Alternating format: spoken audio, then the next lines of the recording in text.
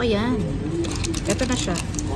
So, 499 and the oh, diba? Malaki din naman pala. Malaki din naman pala siya. And andito ako ngayon sa Tim Hortons. So, tinake out ko tong A&W. So, 499 siya. Pero dahil may tax, ano na siya? Or, 525. Hindi na nga binigay yung resibo eh kasi. So, yan. A&W. So, ayan. Let's eat. So, sabi kasi ni ate, 499 burger ng A&W. So, nakita namin siya sa ads. Ang sabi niya kasi isang subo lang daw. So, ngayon, bilangin natin yung subo. Kung ilang subo siya. Kung ilang bites. Siyempre, thank you Lord. First bite, 1. 1 bite. Joke lang. Pero, ano naman siya?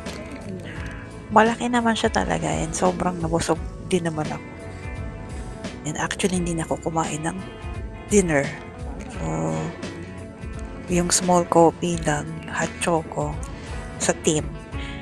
Ayan. Ito nga pala ay nasa number 50 Street na Tim Hortons. Ayan, malapit na to sa may Millwoods Transit. Ayan, pwede na nga siyang lakarin actually. Pero, nadadaanan naman siya ng bus. So, carry lang na ano siya, puntahan kasi meron na siyang bus stop dito. Pwede ka nang papunta sa bahay and then papunta sa Millwoods. So, very, very easy, very convenient na magstay dito kasi ang konti lang ng mga tao dito Unlike dun sa mga ibang Tim Hortons na napuntahan namin ni Ana. Grabe, sobrang crowded. Pero dito, konti lang siya. So, bali ang total price niya pala niya ay so yung burger is $5.25. And then yung hot choco, small lang naman yung in-order ko. Small lang para makatambay tayo sa Tim. Ganun naman usually ginagawa ng iba.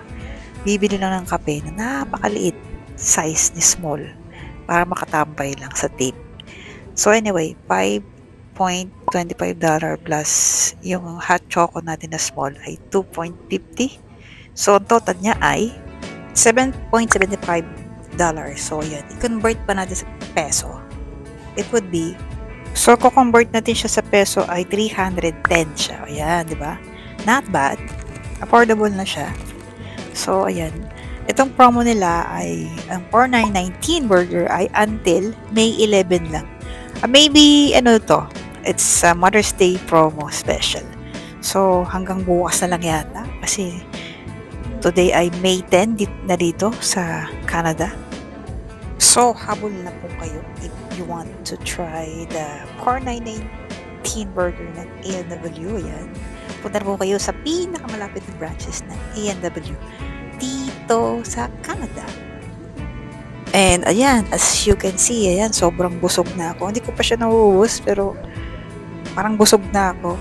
And, at, ayan, pakita ko sa inyo, ayan, di ba? Walang masyadong tao dito here. Guys, kung malapit lang kayo dito, dito yan sa 50th Street. Malapit sa Millwood Transit. So, ayan. Maganda siyang tambayan kasi konti lang, di siya masyadong crowded. Unlike sa ibang Tim Hortons na napupuntahan namin, sobrang daming tao.